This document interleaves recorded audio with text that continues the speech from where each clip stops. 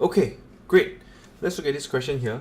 This question is on inequalities, and basically this inequality involve unknown factors, right?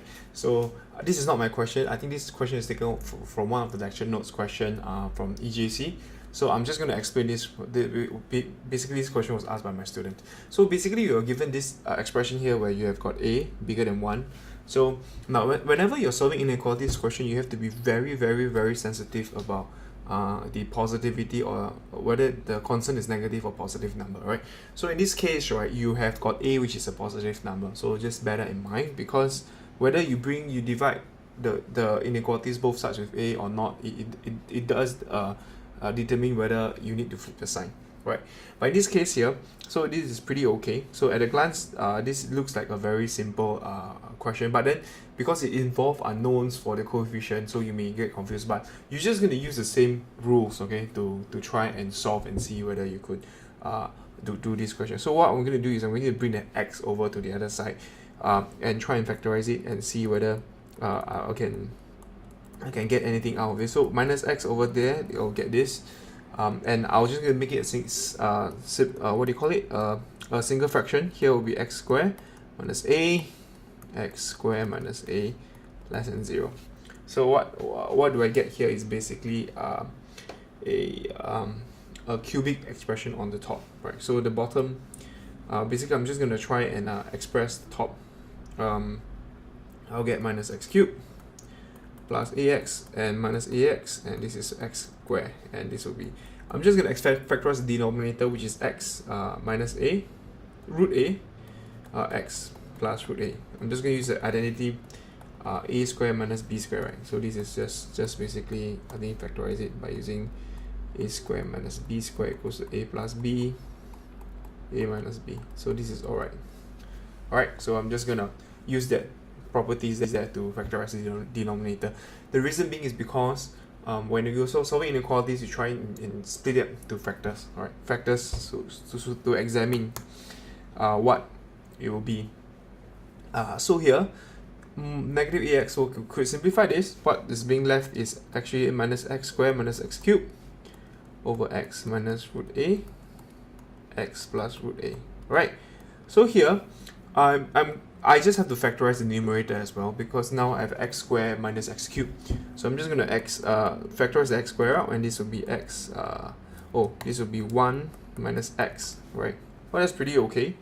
So here, I will get with x minus a, root a, x plus root a, right? So once everything is being factorized out, I could just draw it on number line. I'm going to use the test point method to solve these inequalities here, alright? So here, I know that I've got 4 roots, so this would give me x equals to 0, and this will have x equals to 1, and this is root a and minus root a. So on the number line, what I'm going to do is I'm going to draw it out. Now bear in mind, you do not know what's the value of a, right? You do not know, but what you know is actually root a is bigger than 1. So in other words, because you have the root, okay, now I'm going to label 0 as my root because of this, right?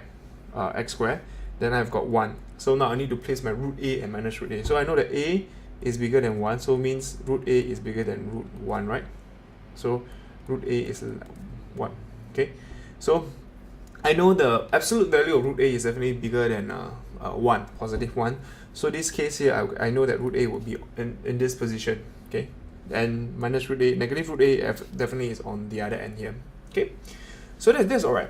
So now I'm going to use test point method to test whether the positive sign or the negative sign of each region here, right? I'm going to use a very, very big number, possibly like x value, which is like let's say 10 times of root a. Okay, and I know that root a is a very big number, so 10 times root a would be in this region here, right? So this region here, to test it, basically we know this test point method. So when this over here will be a positive value when x equals to 10 root a. You could use any root a, actually, it doesn't really matter. And this over here, because basically 10 root a will be bigger than 1, so in this case here, this will be a negative value. And 10 root, if you sub this as 10 root a, this will be 9 root a, so this will be positive overall, and 10 root a, this will be positive overall as well, right? So it's just a test point method. So I'm going to sub x as 10 root a here, and basically I'll get overall being negative. So before you do, you just check whether your answer is correct. So I check, so overall will be negative. So I'll know that this is plus, plus, plus, minus, right? So that's how I know this is this region here is negative. Now, before proceeding, what we need to do is know that this is a repeated root. X squared is a repeated root, so I know that this would just repeat. Right? Just know that that's repeated. So in other words, whenever you cross a root, it will just alternate, because plus minus, it will just alternate. So here will be plus, but if it is not a repeated root, you just alternate, right? So here minus, plus, minus, and because this is a repeated root, I'll be minus here, and I'll have a plus here. So in other words, now in my inequalities, what I need is this expression here to be negative. So I know that x is between root a, 0, right? And I want from root a to 0, 0 to 1, and x bigger than root a. So I know that 0, this would be x between 1, and basically this is, you can just put all here, all x bigger than root a. Okay, so there you go. That's my answer for these inequalities which involve an unknown coefficients. So you just, same thing, you just apply the same concept. It's actually, you just slowly do it. I think you should be able to get the answer.